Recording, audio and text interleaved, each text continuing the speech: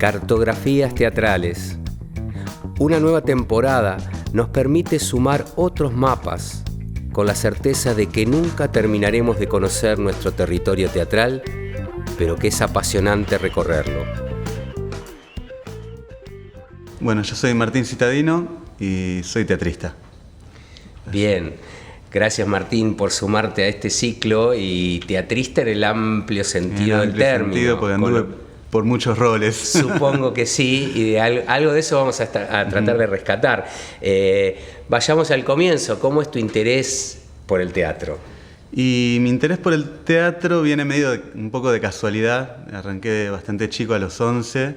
El padre del que era uno de mis mejores amigos del momento en la escuela, que sigue siendo mi amigo, empezó a dar yo ni siquiera sabía que hacía teatro, lo conocía de primer grado y no sabía que hacía teatro, pero en un momento abre un taller de teatro en la escuela. Era gratis, a la tarde después que salíamos de la escuela nos quedábamos, y era gratis, lo daba el padre de mi mejor amigo, me anoté. Una buena invitación. Una buena invitación. Y ahí empecé, y medio que lo hacía, me divertía, la pasaba bárbaro. No sabía que, no fue que empecé a hacer teatro y dije, se me reveló que de pronto me iba a dedicar a eso. Yo en ese momento, de hecho, estaba más enfocado de chico y hasta varios años después en las artes plásticas. Creía en ese momento que me iba a dedicar a eso. Pero bueno, fue pasando el tiempo, nunca interrumpí, nunca dejé de hacerlo. Seguí haciendo talleres de niños, después de adolescentes. Después sí, en un momento interrumpí porque tuve un accidente de tránsito, estuve casi un año sin hacer actividad física. Y después de eso hubo algo ahí de la inactividad que me encendió algo, ¿viste? Y ahí después de eso sí arranqué, y ya cuando arranqué, yo tenía 14, cerca de los 15 ya. Arranqué como con otra perspectiva, con otro enfoque. Siempre rescatamos en este ciclo cómo la escuela puede despertar este tipo de inquietudes, vocaciones que no se sabe la proyección, pero que sí cumple ese rol importante, porque no siempre ha sido la familia la que despertó la vocación artística, ¿no? En el común de las personas. Sí, totalmente, fue clave. Y en ese sentido ahora, el hecho de que el teatro se haya vuelto una materia curricular desde hace varios años, bueno, se ve en la cantidad de chicos que hacen teatro, cómo florecieron los talleres para chicos, para adolescentes, que antes cuando yo iba éramos 4 o 5 en los grupos de adolescentes. Que bueno, que un poco eso derivó en que a los 15 se desarma ese grupo de adolescentes en que estaba, que ya estaba. Ahí en el medio sucedió que Fernando, que era mi profesor de teatro, Fernando Visconti, fue uno de los fundadores del Séptimo Fuego. Bien. Cuando lo abren en el 97, el taller que daba en la escuela se traslada al Séptimo Fuego, todavía en Catamarca y Peña en ese momento. Y bueno, después cuando el Séptimo se muda, el taller se muda al Séptimo de Bolívar. Y fue así, que éramos un grupo muy chiquito de adolescentes que íbamos con Fernando, que en ese momento ya se había sumado también Marcos a dar, junto con Fernando, Marcos Moyano, junto con Fernando, el taller de adolescentes. Y el grupo se disuelve, pues dejan de ir, quedé yo solo, y ahí me proponen sumarme al grupo de taller de adultos que ya lo coordinaba Viviana. Viviana Ruiz, junto con Marcelo Romer y con Marcos también. Claro.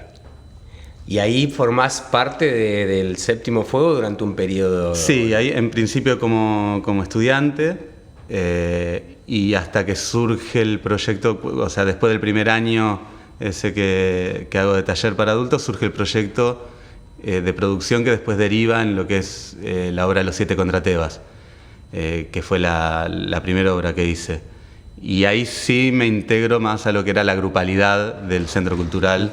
¿Y qué registro tenés de, siendo tan jovencito, abordar un texto difícil, trágico, ¿no? Un trágico griego? ¿Cómo fue desempeñarte en ese rol? Ahora lo veo a la distancia y una locura, siento que es una locura. En el momento lo viví como con mucha naturalidad, no sé cómo explicar, como un poco de inconsciencia.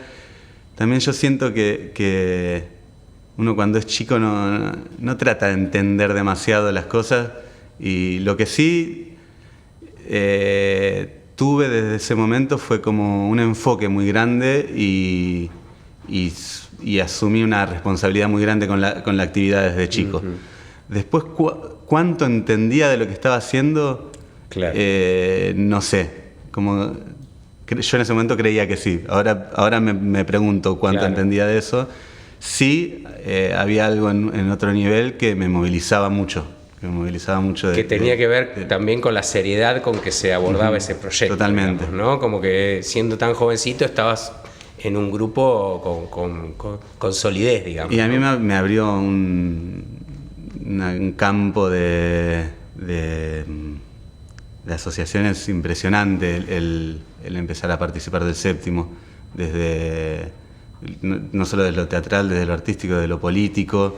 Además era una época de mucha potencia de lo que era el teatro de grupo, mucho florecimiento de grupalidades que se entrecruzaban, organización de encuentros con otros grupos, de seminarios intensivos, charlas. En el mismo tiempo, en esa misma época, empezó Teatro por la Identidad, que empezó en el Séptimo Fuego. Las dos primeras ediciones de Teatro por la Identidad fueron muy potentes. Yo ahí empecé a hacer técnicas también. Claro. También me sumé como una asistencia al equipo docente. Entonces, como de pronto estalló un mundo muy amplio, muy intenso, y lo viví con eso. El mundo era muy intenso y yo lo viví con mucha intensidad. Claro.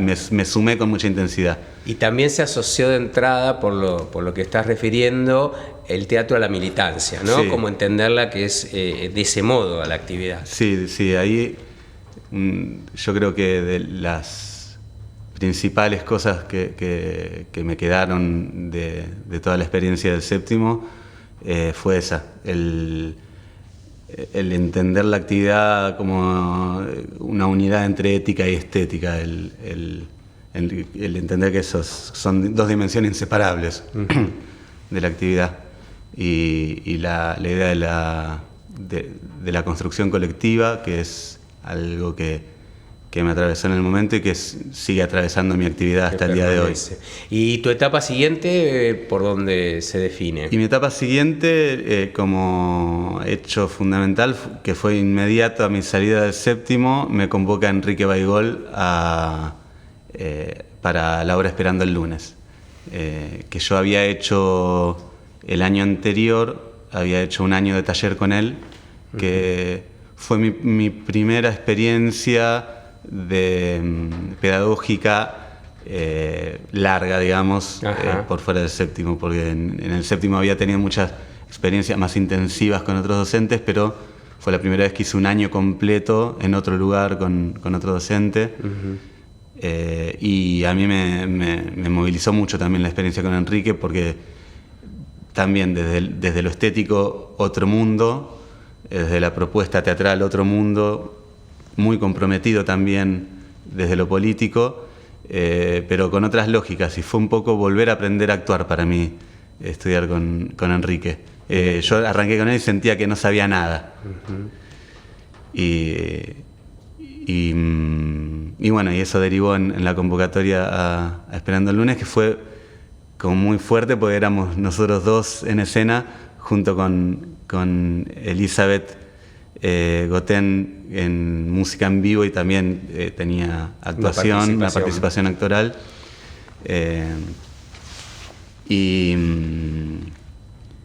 Pero bueno, era compartir escena con él. Claro. Además él dirigiendo también desde adentro. Me acuerdo que me decía, esto de dirigir y actuar no se hace, me decía. Yo lo hago porque quiero, me dice, pero vos no lo hagas, me decía. Bien a lo Enrique, digamos. Sí. ¿No? Claro. Y nada, fue mucho aprendizaje, se generó una amistad muy grande con él, muy linda, y también algo de Enrique le trajo un poco, es loco, porque Enrique muy exigente, muy demandante, muy exigente, pero también muy relajado al mismo tiempo, y le quitó un poco de dramatismo a la actividad. Como saber que es importante porque es importante para nosotros, pero no es tan importante para el resto del universo lo que hacemos, entonces también tomarlo con un poco más de relajación y de diversión también la actividad. Sí, le repone algo de la humanidad también, ¿no? A la actividad, que a veces uno se va distanciando de eso, ¿no? Por ser excesivamente técnico, por buscar determinada característica al espectáculo que se pierde, ¿no? Sí. Bien. Y después viene el América Libre. Y después el América, medio al mismo tiempo. De hecho hicimos Esperando el Lunes en su momento en el América. En el 2009 me convoca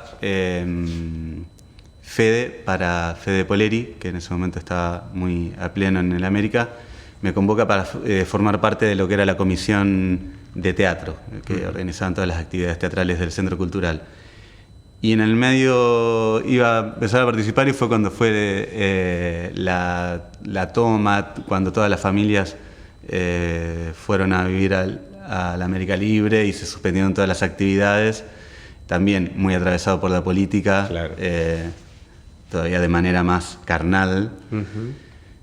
Y entonces ahí medio que no empecé a participar nunca, pero de alguna manera empecé a involucrarme, y después cuando empezó a resolverse eso y se retomaron las actividades del Centro Cultural, me sumo a la comisión de teatro, ya sobre mediados finales del 2009, y al año siguiente empiezo a dar clases ahí, que es mi primera experiencia pedagógica, que en pareja pedagógica. Eso fue algo también que de alguna manera lo traigo desde el séptimo, y que lo sigo defendiendo a muerte, la idea de la pareja pedagógica. Coordinar. Sí.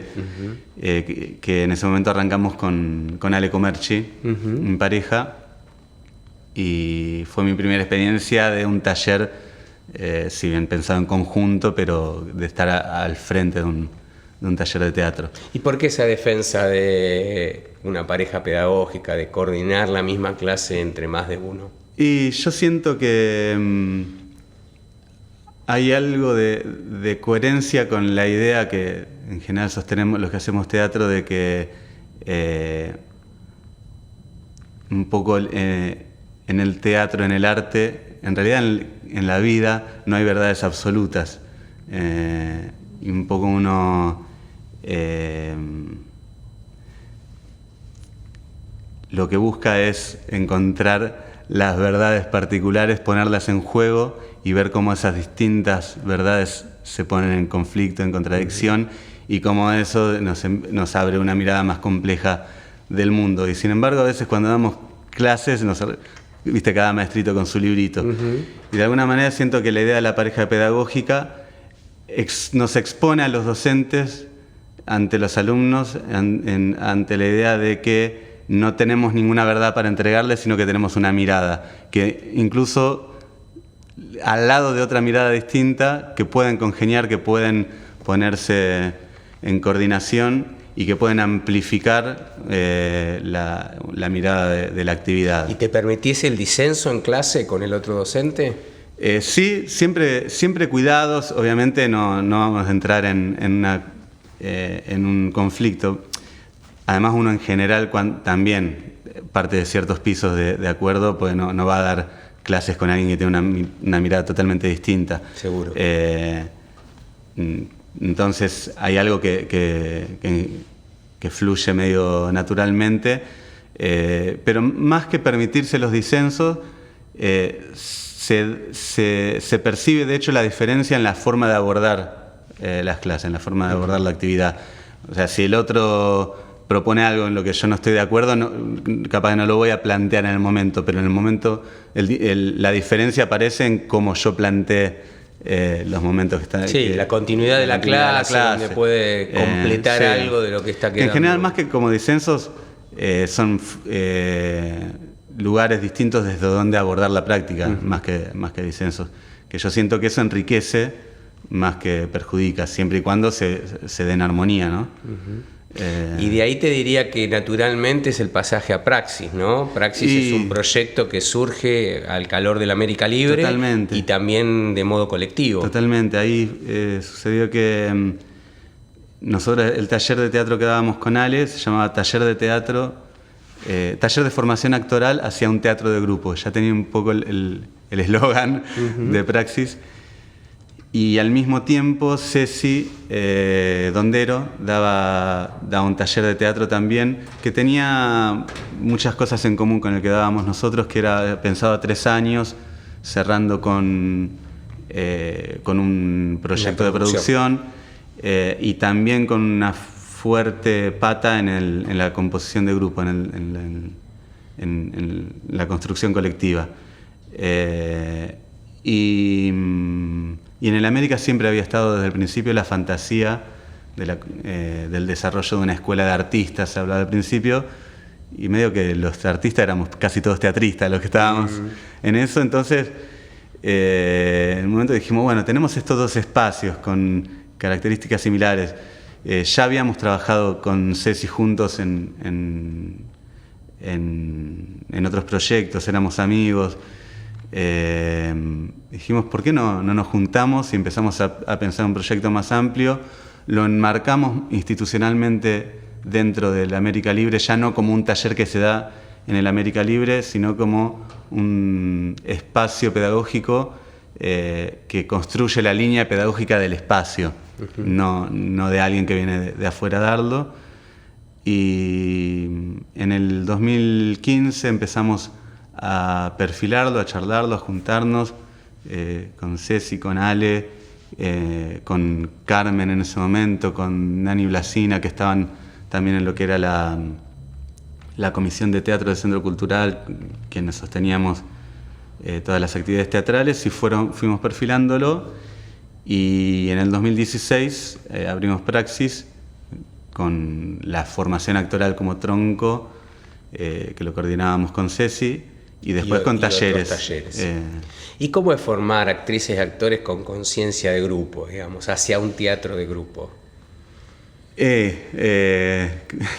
una pregunta compleja.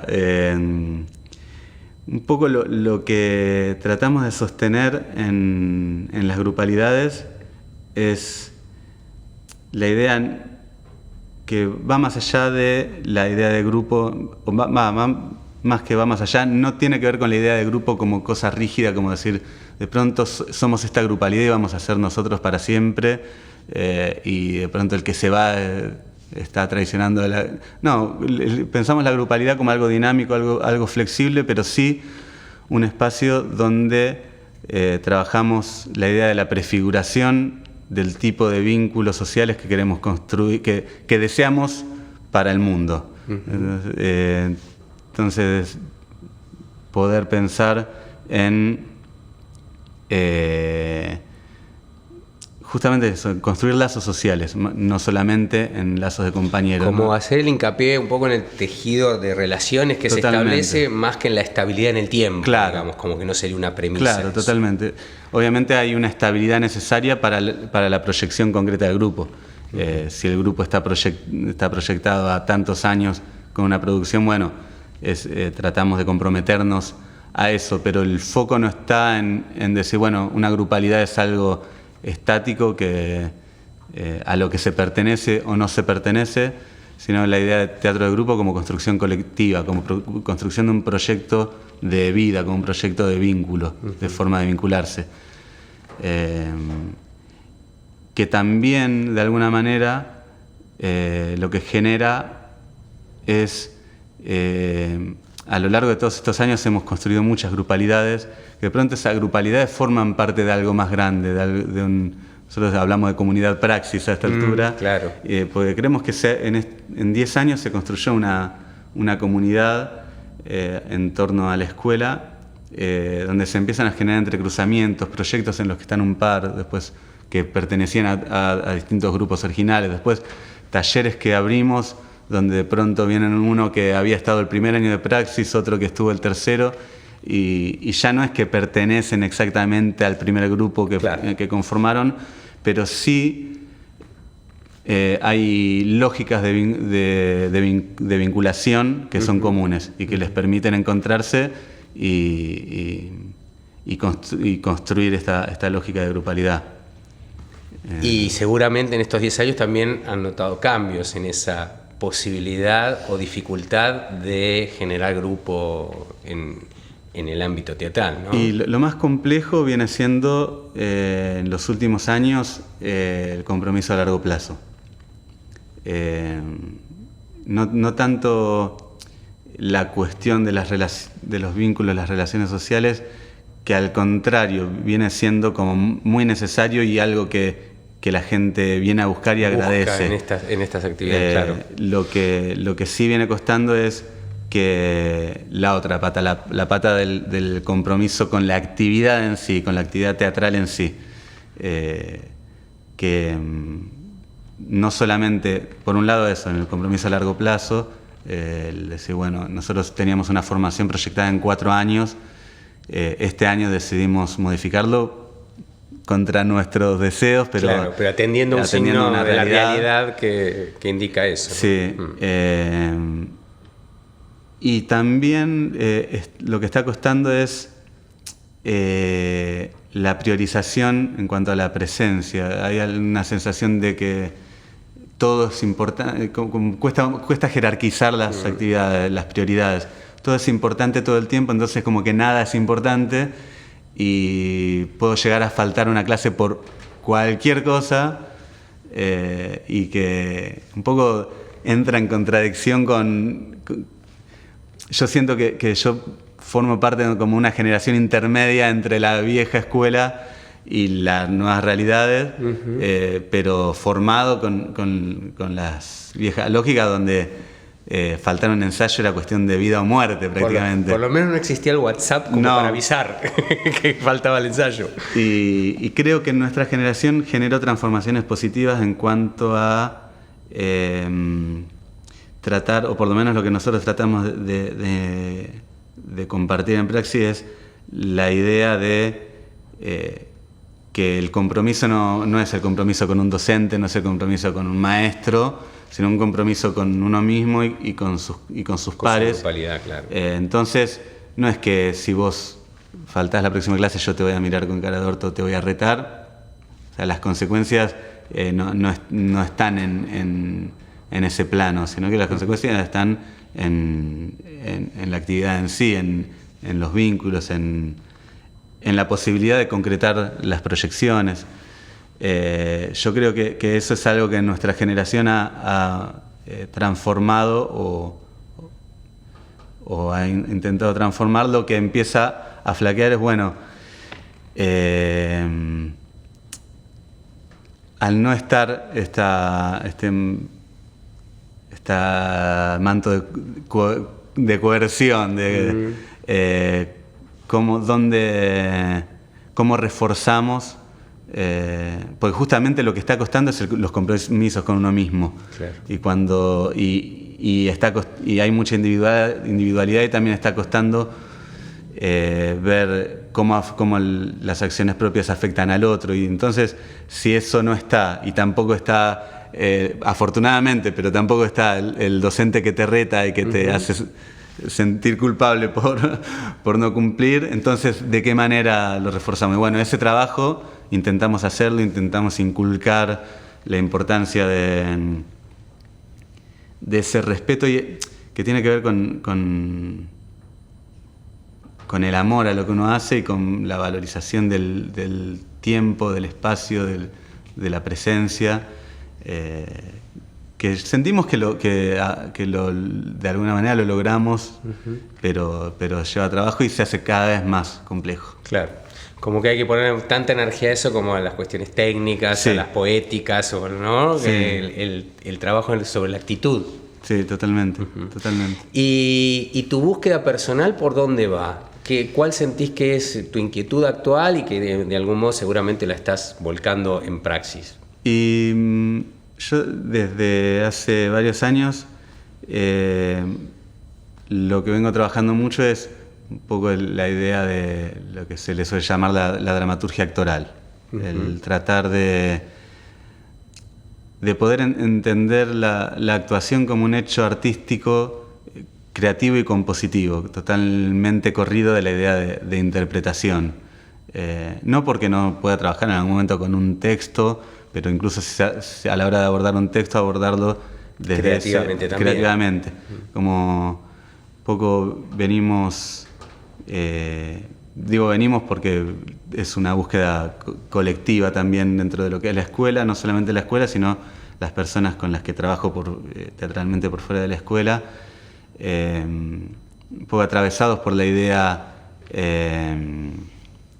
de lo que se suele llamar el teatro postdramático, que a veces se confunde con lo performático, que lo performático es una de las tantas expresiones de lo postdramático, sino lo postdramático pensando en el corrimiento del eje de construcción de sentido del teatro, del paradigma dramático, donde ese eje está en director-autor o autor-director, correr ese eje de producción hacia actor-espectador, como que el sentido se construye en ese vínculo. E incluso yo estoy dirigiendo mucho más de lo que estoy actuando. Sí, te iba a decir eso, ¿no? Como en los últimos años hay como mayor presencia tuya en ese rol. Sí, sí. No sé tanto por decisión consciente, pero se fue dando de esa manera. Pero intento construir una forma de dirección que lo que potencie es esa producción de sentido en ese vínculo entre actor y actriz, o ser actuante y espectador. Sí, claramente no se trata de borrar la figura de director, sino de ejercerla de otra manera, ¿no? Totalmente, totalmente.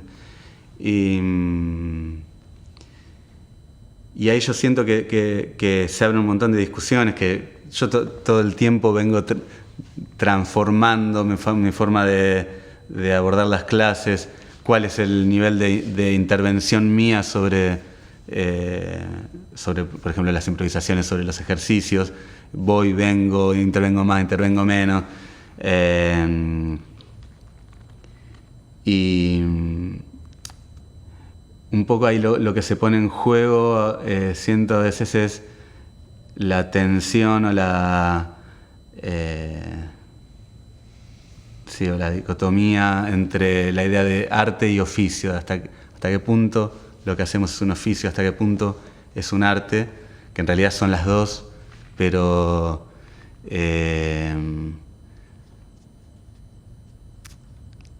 siento que a veces se le deja la potestad del arte al autor y al director, al que piensa, al que pone, y el actor es un poco un instrumento al servicio de las ideas o las imágenes o los deseos de otro, que obviamente en la interpretación hay un hecho artístico, pero lo que a veces se pierde es la posibilidad de uno como actor conectar con su propio mundo poético y poder plasmarlo, poder expresarlo.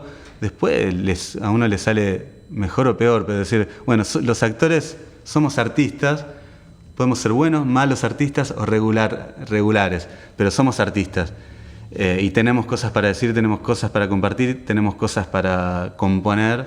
Y tiene entidad la actuación, claro, como rama del arte, digamos, como disciplina artística, independientemente de que se ponga en juego otros elementos, ¿no? Para concretar el espectáculo. Sí, y es lo único que, viste esto que se repite tanto, lo único que hace falta para que haya teatro, alguien que actúe, alguien que mire. ¿Y cómo sos mirando teatro? ¿Cómo soy mirando teatro? Últimamente estoy viendo mucho menos de lo que quisiera por las dinámicas de la vida, y lo que soy, me doy cuenta que en los últimos años, creo que tiene que ver con la experiencia y el irse cruzando con las dificultades de la producción, soy mucho menos pretencioso que en mi juventud. Y siento que conecto más y encuentro más placer en identificarme o en conectar o en poder percibir o intuir el proceso creativo que llevó a la obra que preocuparme tanto por lo lograda o no lograda que esté la obra que estoy viendo. Siento que se me ha ido corriendo el foco hacia ese lugar. Y tiendo a sentir más placer cuando veo procesos sinceros con mucha implicancia de quienes lo están ejecutando, donde siento que se están jugando cosas en lo que hacen, más que en hechos teatrales más depurados, digamos. Uh-huh. ¿Y qué ves cuando ves en Teatro Marplatense? ¿Lo podrías caracterizar en pocas palabras? ¿Cómo ves vos la actualidad del teatro en Mar del Plata? Yo lo que veo es un florecimiento muy grande en cuanto a cantidad, que para mí es positivo. Es positivo porque a mí me gusta hacer teatro y me gusta que la gente haga teatro, y celebro que haya mucha cantidad, y también creo que cuanto más hay, más posibilidades de cosas interesantes, de que haya cosas interesantes va a haber. Después, caracterizar como una cosa general me parece imposible, porque hay mucho muy distinto, y siento que no hay elementos estéticos como que puedan englobar. Sí hay determinadas condiciones de producción que atraviesan a todo el teatro marplatense, que de alguna manera nos condicionan a todos de la misma forma. El hecho de que no existe el teatro independiente profesional, lo cual no me preocupa, pero no existe una industria del teatro como existe en Buenos Aires. Uh-huh. Y también en ese sentido, yo soy un gran defensor de la idea del amateurismo marplatense. De hecho, me considero un artista amateur, en el sentido de amateur bien más básico, de que lo hago por amor al teatro, hago teatro por amor al teatro. Y siento que a veces se juzga al teatro marplatense poniendo como espejos que no deberíamos poner, poniendo como espejo a Buenos Aires, que tiene características propias que solo ocurren en ese lugar y que ocurren en muy pocos lugares del mundo.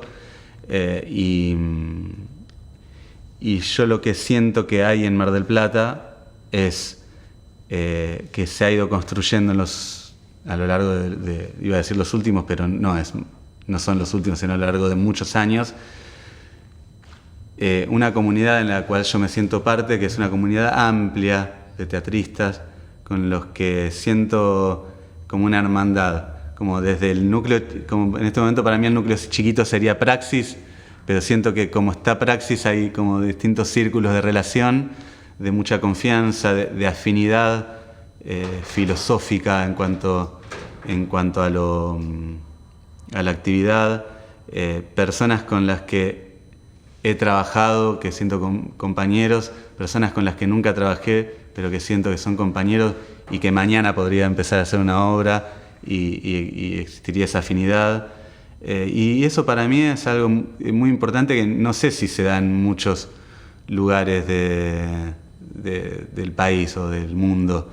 El que seamos tantos, que nada, te juntas con el grupo que hiciste una obra en su momento, con otro grupo, de pronto, nada, esto para no extenderme más, la idea de una gran red que obviamente no abarca a todos los teatristas de Mar del Plata, pero sí me siento parte de una red de vínculos teatrales y humanos, que no me hace más que querer a esta ciudad y querer la actividad teatral de esta ciudad. Así que estoy más que no sé si conforme, pero contento con lo que es el teatro marplatense. Gracias, Martín. No, gracias a vos. Y así finaliza un nuevo episodio de Cartografías Teatrales. Te invitamos a conocer todas las entrevistas que forman parte de este podcast en nuestro canal de YouTube, Cartografías Teatrales.